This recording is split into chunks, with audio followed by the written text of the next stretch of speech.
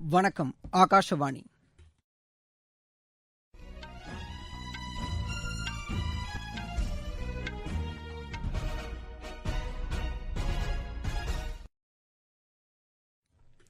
செய்திகள் வாசிப்பவர் பாலசுப்ரமணி. தலைப்புச் செய்திகள். பிரதமர் திரு நரேந்திர மோடி நாளை தில்லி ஐஐடியின் 51வது பட்டமளிப்பு விழாவில் காணொலி காட்சி மூலம் கலந்து கொள்கிறார். இந்தியாவை தொழில்நுட்ப மையமாக மாற்றவும் எளிமையாக வர்த்தகம் செய்யும் சூழல் உள்ள நாடாகவும் மாற்றுவதற்கு அரசு அர்ப்பணிப்புடன் செயல்பட்டு வருவதாக பிரதமர் திரு நரேந்திர மோடி கூறியுள்ளார்.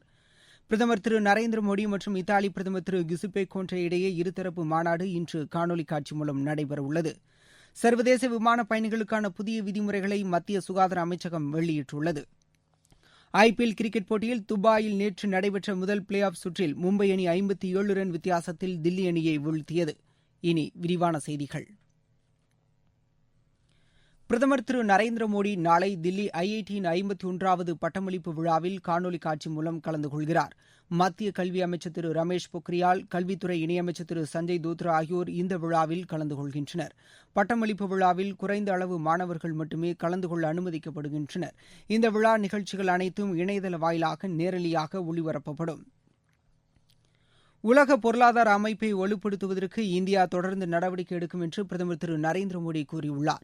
சர்வதேச முதலீட்டாளர்கள் மாநாட்டில் பேசிய அவர், உலக பொருளாதாரம் மீண்டும் வளர்ச்சிக்கான பாதையில் செல்வதற்கு தம்முடைய அரசு அனைத்து நடவடிக்கைகளையும் மேற்கொள்ளும் என்று தெரிவித்துள்ளார். நாட்டில் புதியதாக இயற்றப்பட்ட விவசாய சட்டங்கள் புதிய சீர்திருத்தங்களை கொண்டுவரும் என்றார். அதிநவீன தொழில்நுட்பத்தால் விவசாய ஏற்றுமதி மையமாக இந்தியா உருவெடுக்கும் என்பதில் ஐயமில்லை என்றார். இந்தியாவின் நிலத்திற்கு ஏற்றாற்போலவும் தட்பவெப்ப நிலைக்கு ஏற்றாற்போலவும் பல்வேறு வகையான வேளாண் பொருட்கள் உற்பத்தி செய்யப்படுவதாக அவர் சுட்டிக்காட்டினார். கோவிட் தொற்று காலத்திலும் விவசாயம் தொய்வின்றி நடைபெற்றதாகவும் நோய் தொற்றை வெற்றிகரமாக கையாண்டதாகவும் பிரதமர் கூறினார். இதனை உலக நாடுகள் கண்டதாகவும் அவர் தெரிவித்தார். இந்தியர்கள் பொறுமை மிக்கவர்கள் என்றும் இரக்க குணம் கொண்டவர்கள் என்றும் நாட்டுப்பற்று மிக்கவர்கள் என்றும் உலகம் தெரிந்து கொண்டதாகவும் அவர் தெரிவித்துள்ளார். டான்சானியா நாட்டின் புதிய அதிபராக பொறுப்பேற்க உள்ள திரு ஜான் பாம்பே முகுவிலுக்கு பிரதமர் திரு நரேந்திர மோடி வாழ்த்து தெரிவித்துள்ளார். இது தொடர்பாக அவர் வெளியிட்டுள்ள வாழ்த்து செய்தியில், இரு நாடுகளும் நீண்ட காலமாக நட்புறவு கொண்ட நாடுகள் என்றும் இதனை வலுப்படுத்த விரும்புவதாகவும் பிரதமர் திரு நரேந்திர மோடி தெரிவித்துள்ளார். இந்தியாவை தொழில்நுட்ப மையமாக மாற்றவும் எளிமையாக வர்த்தகம் செய்யும் சூழல் உள்ள நாடாகவும் மாற்றுவதற்கு அரசு அர்ப்பணிப்புடன் செயல்பட்டு வருவதாக பிரதமர் திரு நரேந்திர மோடி கூறியுள்ளார். இது தொடர்பாக டுவிட்டரில் பதிவிட்டுள்ள அவர், தொலைத்தொடர்பு துறையின் மூலம் இதர சேவைதாரர்களுக்கான விதிமுறைகள் தளர்த்தப்பட்டு எளிமையாக்கப்பட்டுள்ளதாக அவர் கூறியுள்ளார். தகவல் திரட்டு செய்யும் நிறுவனங்கள் இனி தகவல் சேவை வழங்கும் நிறுவனங்களிடம் அனுமதி வாங்க தேவையில்லை என்றும் அவர் கூறியுள்ளார். இதனால் பிபிஓ நிறுவனங்கள் பயன்பெறும் என்று அவர் தெரிவித்துள்ளார். இந்தியாவின் தகவல் தொழில்நுட்பத்துறை நாட்டின் பெருமைக்குரியதாகும் என்று குறிப்பிட்டுள்ளார். பொருளாதார வளர்ச்சிக்கு உகந்த சூழல் உருவாக்கப்பட்டுள்ளதாகவும் அவர் கூறியுள்ளார். இளைய தலைமுறையினருக்கு சிறந்த எதிர்காலம் ஏற்படுவதற்கு இது மிகவும் உதவும் என்று பிரதமர் குறிப்பிட்டுள்ளார். பீகார் சட்டசபை தேர்தலில் வளர்ச்சியை முன்னிறுத்தப்பட்டிருப்பது பெருமை அளித்திருப்பதாக பிரதமர் திரு நரேந்திர மோடி கூறியுள்ளார். மத்தியில் தேசிய ஜனநாயக கூட்டணி அரசும் பீகாரில் ஐக்கிய ஜனதாதள் கட்சியும் ஆட்சி செய்வது வளர்ச்சிக்கான உந்து சக்தியாக இருப்பதாக அவர் கூறியுள்ளார். பீகாரில் மின்சக்தி, குடிநீர் வசதி, சாலை வசதி, கல்வி திட்டங்கள் போன்றவை இந்த மாநிலத்தில் செயல்படுத்தப்பட்டுள்ளதாக திரு மோடி தெரிவித்துள்ளார். பிரதமர் திரு நரேந்திர மோடி மற்றும் இத்தாலி பிரதமர் திரு கியுசெப்பே கோன்டே இடையே இருதரப்பு மாநாடு இன்று காணொலி காட்சி மூலம் நடைபெறும். உலக அளவிலும் மண்டல அளவிலும் உள்ள விவகாரங்கள் தொடர்பாக இந்த கூட்டத்தில் பேசப்படும் என்று வெளியுறவு விவகாரங்கள் அமைச்சகம் தெரிவித்துள்ளது. இந்தியாவும் இத்தாலியும் வரலாற்றுப்பூர்வ நட்புறவு கொண்ட நாடுகளாகும். ஜனநாயக பாரம்பரியமிக்க நாடுகள் என்ற பெருமையும் சர்வதேச அமைதி விரும்பும் நாடுகள் என்ற சிறப்பு அம்சங்களும் இரு நாடுகளுக்கும் உண்டு. ஐரோப்பிய யூனியன் கூட்டமைப்பில் உள்ள நாடுகளில் இந்தியாவின் 5வது வர்த்தக பங்காளராக இத்தாலி உள்ளது. இரு நாடுகளுக்கும் இடையிலான வர்த்தகத்தின் மதிப்பு $9 பில்லியன் ஆகும். இந்தியாவில் சுமார் 600 இத்தாலி கம்பெனிகள் உள்ளன.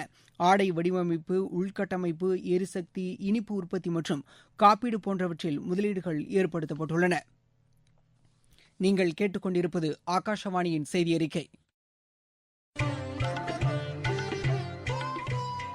கோவிட்-19ற்கு எதிரான போரில் நமக்கான 3 கவசங்கள். முகக்கவசம் அணிவோம், தனிநபர் இடைவெளியை கடைபிடிப்போம், கை மற்றும் முக சுத்தம் பராமரிப்போம்.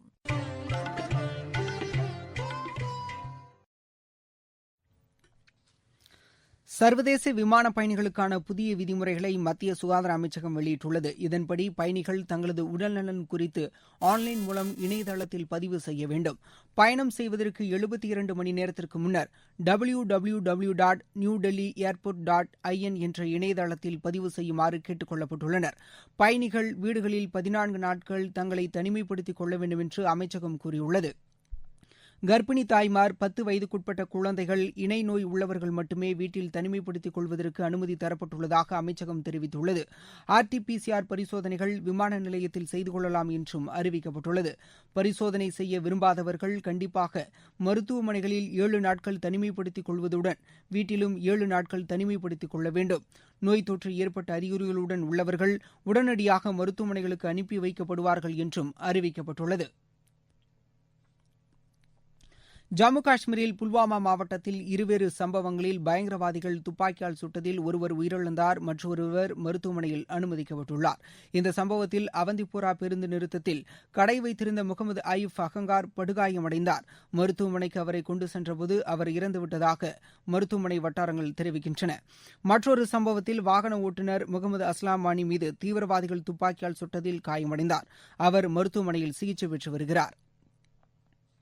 காதி மற்றும் கிராம கடைகள் மூலம் தீபாவளி விளக்குகள் விற்பனை செய்வதற்கு ஏற்பாடு செய்யப்பட்டுள்ளன. வரும் 8ஆம் தேதி முதல் இந்த விற்பனை தொடங்கும். ஆன்லைன் மூலமாகவும் இதனை வாங்கிக் கொள்ளலாம். இந்த விளக்குகள் 10% சலுகை விலையில் விற்பனை செய்வதற்கு மத்திய சிறு குறு மற்றும் நடுத்தர தொழில்கள் அமைச்சகம் ஏற்பாடு செய்துள்ளது. www.khadiindia.gov.in என்ற இணையதளம் மூலமாக விற்பனை செய்யலாம். நாடு முழுவதும் கோவிட்-19 பாதிப்பிலிருந்து குணமடைவோர் எண்ணிக்கை 92.2% கூடுதலாக உள்ளது என்று மத்திய அரசு கூறியுள்ளது. இந்த நோய் தொற்றினால் பாதிக்கப்பட்டு சிகிச்சை பெறுவோரின் எண்ணிக்கையும் 6.5% குறைவாக உள்ளது என சுகாதாரத்துறையின் செய்திக்குறிப்பு தெரிவிக்கிறது. உயிரிழப்புகளும் 1.49% குறைந்துள்ளது என்றும் அதில் குறிப்பிடப்பட்டுள்ளது. இதற்கிடையே வெளிநாடுகளிலிருந்து வருபவர்களுக்கான புதிய நெறிமுறைகளை மத்திய அரசு வெளியிட்டுள்ளது. IPL கிரிக்கெட் போட்டியில் துபாயில் நேற்று நடைபெற்ற முதல் பிளே ஆஃப் சுற்றில் மும்பை அணி 57 ரன் வித்தியாசத்தில் தில்லி அணியை வீழ்த்தியது. முதலில் களமிறங்கிய மும்பை அணி நிர்ணயிக்கப்பட்ட 20 ஓவரில் 5 விக்கெட் இழப்பிற்கு 200 ரன் எடுத்தது. தில்லி அணியின் ரவிச்சந்திரன் அஸ்வின் 3 விக்கெட்டுகளை வீழ்த்தினார். 201 ரன் எடுத்தால் வெற்றி என்ற இலக்குடன் களமிறங்கிய தில்லி அணி 20 ஓவரில் 8 விக்கெட் இழப்பிற்கு 143 ரன் மட்டுமே எடுத்தது. அபுதாபியில் இன்று நடைபெறும் ஆட்டத்தில் பெங்களூரு அணி ஹைதராபாத் அணியை எதிர்கொள்கிறது. இதில் வெற்றி பெறும் அணி ஞாயிற்றுக்கிழமையன்று நடைபெறும் ஆட்டத்தில் தில்லி அணியுடன் விளையாடவுள்ளது. ஜெர்மனியில் நடைபெற்று வரும் சர்வதேச சேலஞ்சர்ஸ் டென்னிஸ் போட்டியில் ஆடவர் ஒற்றையர் பிரிவின் காலிறுதி ஆட்டத்தில் இந்தியாவின் ராம்குமார் ராமநாதன் ரஷ்யா வீரரை எதிர்கொள்கிறார். இப்போட்டியின் ஆடவர் இரட்டையர் பிரிவு காலிறுதி ஆட்டத்தில் ராம்குமார் ராமநாதன் புரவ் ராஜா இணை தோல்வியடைந்தது. பாரிஸ் மாஸ்டர்ஸ் டென்னிஸ் போட்டியின் ஆடவர் இரட்டையர் பிரிவின் காலிறுதி ஆட்டத்தில் இந்தியாவின் ரோகன் போப்பண்ணா ஆஸ்திரியாவின் ஒலிவியா மார்ச் இணை இன்று பிரான்சின் ரோஜர் வேஸ்லின் ஆஸ்திரியாவின் ஜுர்கன் மெல்சர் இணையை எதிர்கொள்கிறது. மீண்டும் தலைப்புச் செய்திகள். பிரதமர் திரு நரேந்திர மோடி நாளை தில்லி IIT-யின் 51வது பட்டமளிப்பு விழாவில் காணொலி காட்சி மூலம் கலந்து கொள்கிறார். இந்தியாவை தொழில்நுட்ப மையமாக மாற்றவும் எளிமையாக வர்த்தகம் செய்யும் சூழல் உள்ள நாடாகவும் மாற்றுவதற்கு அரசு அர்ப்பணிப்புடன் செயல்பட்டு வருவதாக பிரதமர் திரு நரேந்திர மோடி கூறியுள்ளார். பிரதமர் திரு நரேந்திர மோடி மற்றும் இத்தாலி பிரதமர் திரு கிசுப்பே கோன்டே இடையே இருதரப்பு மாநாடு இன்று காணொலி காட்சி மூலம் நடைபெறவுள்ளது. சர்வதேச விமான பயணிகளுக்கான புதிய விதிமுறைகளை மத்திய சுகாதார அமைச்சகம் வெளியிட்டுள்ளது. IPL கிரிக்கெட் போட்டியில் துபாயில் நேற்று நடைபெற்ற முதல் பிளே ஆஃப் சுற்றில் மும்பை அணி 57 ரன் வித்தியாசத்தில் தில்லி அணியை வீழ்த்தியது. இத்துடன் இந்த செய்தியறிக்கை நிறைவடைந்தது. எமது செய்திகளை உடனுக்குடன் AIR News_Chennai என்ற ட்விட்டர் பக்கத்திலும் செய்தி தொகுப்புகளை all India radio news Chennai என்ற யூடியூப் சேனலிலும் அறிந்து கொள்ளலாம்.